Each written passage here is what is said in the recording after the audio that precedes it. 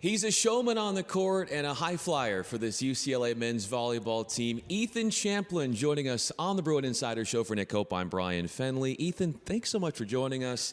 This will be a lot of fun. We appreciate you coming on. Yeah, thanks for having me. It's a pleasure. One of the things that is a pleasure to do is to watch how, when you're on the court, you defy gravity. For Nick and I, we're civilians. To be able to see the way that you're able to do that, what is that like? I don't know. I didn't really have it my whole life. Probably not until my senior year of high school.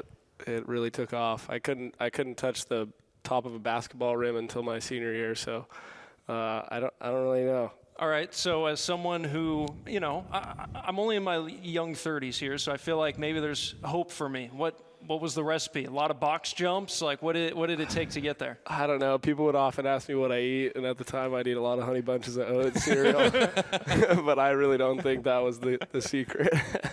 I think calf raises are probably a pretty good thing. Yeah, and yeah. You guys wouldn't believe it because I'm 5'10", but when I was in college, I could dunk a ping pong ball or like a tennis ball. It's so hard to grip the basketball or even the volleyball in that perspective. But to think about your role on this team, clearly you're an outside, but you're also really talented defensively. So how would you put into words what your role is on this number 4 ranked team in the country?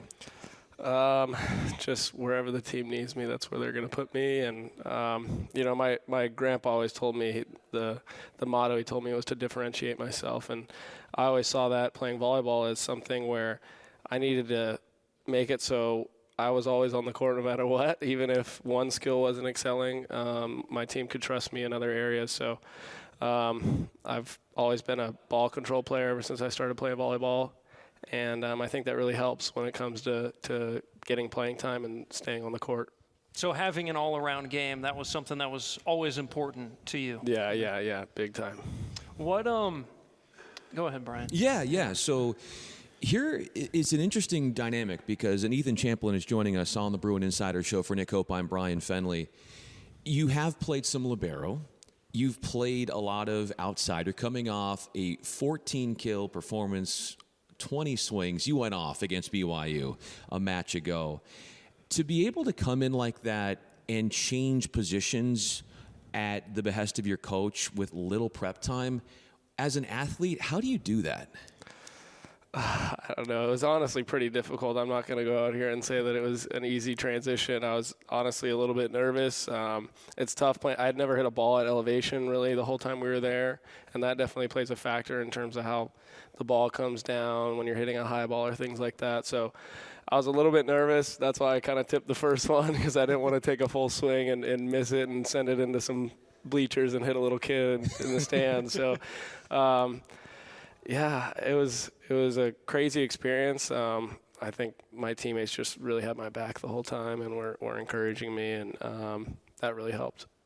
For those that are able to watch this back after the fact that maybe aren't listening live on the radio, we are in the Hall of Fame, and right across the way is the national championship trophy from last year. If we could go back there for just a second. Yeah, for sure. You know the rich history of men's volleyball here at UCLA, and it had been a while since the program won a national title. Right. Why do you think last year's team was the one to end the drought? We obviously had a lot of talent, certainly. Some seniors that left, Troy Gooch and James Ryan Norris IV. He played a really key role, obviously, in that national championship match. Probably didn't see as much playing time as he would have liked throughout the year, but when it matters, that's when it matters. So he really played well, and I think, too, just our team really had a great off-the-court dynamic. We'd spend a lot of time going out to dinner, getting all-you-can-eat Korean barbecue and sushi or things like that, and, having birthday dinners and just a lot of off-the-court time together that really helped us gel when we were on the court, and just allowed us to have trust in each other when we were on the court because we knew that we were friends off the court, which really helped. How many times have you gone back and watched the broadcast of that national championship? I think maybe once. Why only once? I watched it probably a week after it happened, I think, and I watched it in spurts. I didn't sit down. I was like, I'm going to watch it. I think it just popped up on my feed. I don't know. obviously we're trying to win it again this year, so that year's kind of in the past, and obviously people don't really care that we won last year. They want to give us their best, and that's what we're getting this year, and we're honestly excited for that. But I don't know. That year's in the past, and we got to move on, and it's a new season, and there's another trophy up for grabs. Last summer, though, you did get to play for the U.S. national team, got a gold medal at the Pan Am Cup. What was it like just representing your country in that kind of capacity? Oh, it's such a privilege. It's so special. You don't really see it until you really take it in. Just playing in kind of these countries that you've never been before. I've never really traveled outside of the U.S. except for volleyball, and that's only been the last 2 or 3 summers. So going to a different country and playing against people who, like, just live a completely different life than you in a different country is really special. You're speaking a different language than the team on the other side of the net, which you don't really obviously experience here in the States playing NCAA volleyball. And but just representing the USA and obviously the USA men's volleyball team is always really good. And man, it's such a privilege. I don't know. It's still surreal how I got here. Ethan Champlin, UCLA men's volleyball standout on the Bruin Insider Show. Last one for me. You talk about USA volleyball and privilege, and you have the privilege to be coached by John Szabo, who, of course, is the head coach of the men's Olympic team for men's volleyball. To be able to play off of his knowledge, say you two are watching some tape, what kind of questions are you asking him when it comes to the feedback when both of you are watching film of you? Well, I know that when we're watching film that, he has so much experience. He's watched countless players, and they're all the best players. I know he's very invested in what he's doing. He obviously has to be coaching both teams. I got to give him credit for doing both at a super high level. He's the reason that I came to UCLA. Just the coaching staff and specifically him, and for having professional volleyball aspirations after college too. I knew he was going to put me in a good position there. But in terms of watching film, I can really just ask him anything with full trust that whatever he says is not going to just be some educated guess, but it's going to be it's going to have a lot of insight, a lot of foreknowledge on scenarios that he's already seen before. And I trust him to do that in basically every position, and I think every other position on the team, the setters, the middles, they all also have that trust in him. What was your athletic background like, prior to coming to UCLA? I know for most guys playing men's volleyball probably wasn't first for them. Is that the case for you? Yeah. I didn't start until my freshman year of high school. I originally played basketball. I had actually gone to like every kid, I wanted to play in the NBA. And Guilty. Yep. Yeah, so I went to a different high school than my 3 older siblings actually to play basketball. And then I knew that whatever sport I played, I wanted to play at the highest level. And I started playing volleyball at the school I went to for basketball. And I figured I couldn't do both. And I saw promise in volleyball. I wasn't terribly good, but was playing on a pretty high-level club team. And I just decided to leave basketball behind and just go with volleyball. And,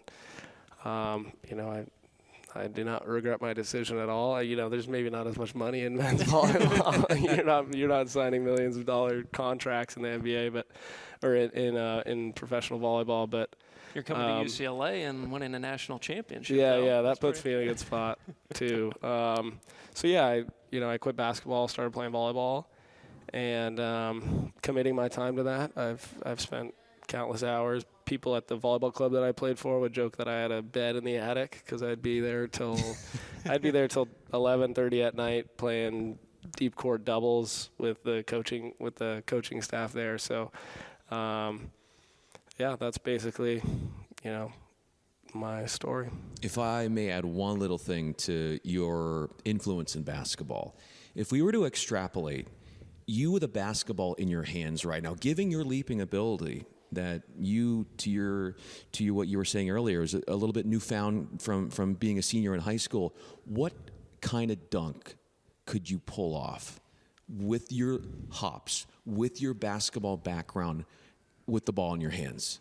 I could do a between the legs dunk pretty easily. So casual. Yeah, I know. Yeah, I don't know. I haven't really like tried a bunch. The thing that's hard, as you mentioned, like it's you can dunk you can still touch 10 feet, but that doesn't mean you can dunk a basketball. You can maybe dunk a tennis ball or a ping pong ball. That's like the hardest thing. I don't have like the biggest hand, so it's hard for me to kind of get like the motion down of dunking. So normally when I'm playing, I'm doing a lot of messing around and dunking. Sometimes we'll go to the Wooden and go play pickup. Some of our players during the off season, and that's always fun. And we'll always be dunking in between games. And yeah, I don't know. I've just been blessed with that ability, but when I go out there, yeah, it's normally like between the legs. It's pretty easy, or just kind of like jumping So high. debonair, just so casual, just between the legs. I think I actually jump higher when I'm trying to dunk than I do in volleyball, because sometimes I'll go up and like throw myself an alley-oop and basically just be looking at the rim. So there's the infamous pickup games during the summer here, NBA guys coming by, Yeah, but I yeah. feel like the men's volleyball, it'd be like Dunk City all over again. Yeah. Yeah, I've seen those. You got the best basketball game on the team, or is somebody else maybe push you there? Zach Rama's pretty good, but that might be the only guy. Okay. Yeah. No offense to my other teammates, but yeah. Well, unquestionably, this guy right here, Ethan Champlin, a slam dunk get for UCLA men's volleyball. So kind to join us on the Bruin Insider Show for Nick Hope. I'm Brian Fenley. Ethan, thanks so much, man. This was a lot of fun. Yeah, thanks so much for having me.